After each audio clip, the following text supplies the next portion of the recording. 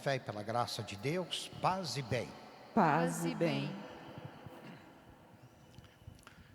Nós estamos celebrando a terceira semana do tempo da Quaresma e é bom sempre que a gente acompanhe os temas que são colocados. Primeira semana, primeiro domingo foram as tentações que Jesus sofreu enquanto estava no deserto, em jejum e oração, para depois iniciar a missão de pregar o reino de Deus. Semana passada nós vimos o Evangelho da Transfiguração, uma mostra que Jesus dá que o caminho da cruz vai levar à ressurreição. Mas o caminho da cruz para toda a humanidade levou à salvação de todos. E aqueles que, de fato, caminham com Ele, serão com Ele também ressuscitados. Então Ele dá uma demonstração para os discípulos e para todos nós o que é a glória depois de fazer o caminho da cruz. Hoje nós temos um outro tema, o tema do templo. Vocês viram pela proclamação do Evangelho que o povo tinha ido para Jerusalém para fazer aquela grande comemoração deles, que é a festa da Páscoa. A Páscoa judaica, de fato, era um dos maiores feitos para eles. Então eles iam todos a Jerusalém para fazer as suas orações, as suas devoções, mas oferecer também os seus sacrifícios, os holocaustos. E os sacrifícios e holocaustos eram oferecidos para, de fato, cumprir aquele compromisso com Deus de agradecer pela libertação da escravidão do Egito. Vocês viram a primeira leitura do texto do Êxodo, quando o povo foi libertado da escravidão do Egito, que Deus os libertou. Depois disso, deu a eles a lei, que são os mandamentos. Por quê? Deu para eles os mandamentos depois da libertação do Egito. Primeiro de tudo, para que os mandamentos ajudassem a eles viverem em paz, em tranquilidade. A gente às vezes pensa que os mandamentos são leis rígidas. No entanto, são as normas que o Senhor deu para que o povo vivesse de fato a fraternidade, a alegria de viver, já que eles passaram 40 anos no deserto sofrendo, 40 anos na escravidão do Egito, sofrendo a escravidão, coisa terrível. Hoje, se a gente imaginar a escravidão, não há nem como pensar.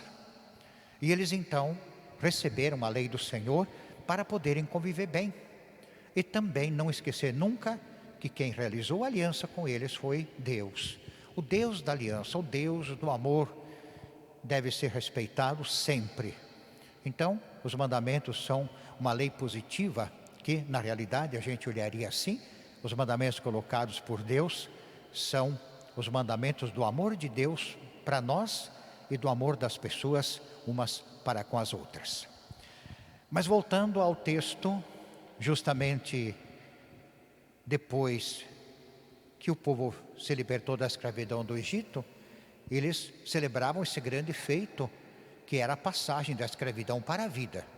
Então a Páscoa deles era essa. Eles iam então todo ano a Jerusalém e faziam todas as celebrações. Então o texto de hoje é esse. O que aconteceu? No dia da festa da Páscoa em Jerusalém, quando Jesus chegou ao templo, encontrou na entrada do templo o comércio de bois, ovelhas e pombos. Então, o dia que as pessoas se reuniam, eles faziam um grande comércio para vender os animais, para que as pessoas oferecessem o sacrifício. E podem ter certeza que eles deviam superfaturar esses animais. Então, quem era rico comprava um boi grande, um animal bem grande. Quem era mais ou menos, dava uma ovelha. E as pessoas pobrezinhas compravam um casal de pombas, não é? E todos ofereciam então o seu sacrifício. E Jesus, ao chegar no templo, viu que o templo do Senhor se tornou lugar de comércio. E ele então esparramou com todo mundo, fazendo um chicote de cordas, e limpou, digamos assim, a entrada do templo, dizendo que ali não é lugar de comércio, mas é o lugar de oração, é o lugar da devoção, é o lugar da comunhão com Deus. O segundo ponto nesse evangelho, já em seguida, os judeus chegaram para Jesus e disseram: mas quem te mandou fazer isso? Com que autoridade faz isso? Começaram a brigar com Jesus. Aí vem uma colocação de Jesus que às vezes muitos não entendem. Jesus diz: destruí esse templo e eu construirei em 3 dias. Mas como? Esse templo demorou mais de 40 anos para construir e vai reconstruir em 3 dias. E aí Jesus faz uma comparação.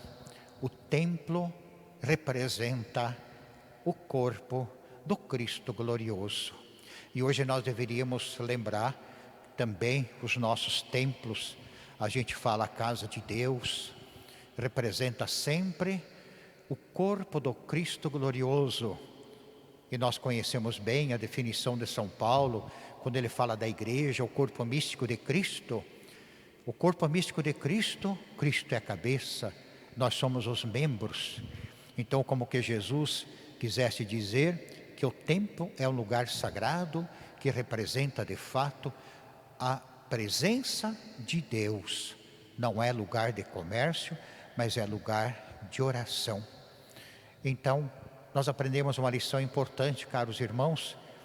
Participar do templo do Senhor é participar da própria vida do Cristo ressuscitado. Nós temos esse o sentido da igreja. Participar da igreja é participar como membros do próprio corpo do Cristo glorioso, que permanece vivo entre todos nós. Mas eu achei interessante no final desse evangelho de hoje, muita gente ia a Jesus acreditando nele, porque viram grandes coisas. Ali diz no texto que Jesus não dava muita bola para eles, não acreditava muito, porque Jesus conhece as pessoas por dentro. Com certeza muitos iam aplaudir Jesus, mas dentro deles era só falsidade. Então o que nós temos que fazer, caros irmãos? Realmente nos apresentar ao Senhor de coração sincero, com amor, e que as ações da gente de cada dia, de fato, representem, signifiquem a nossa fé e o nosso amor ao Senhor. Meu abraço a todos vocês, que a palavra de Deus penetre no coração da gente e nós possamos também ser templos sagrados do Senhor. Louvado seja nosso Senhor Jesus Cristo, para sempre seja louvado.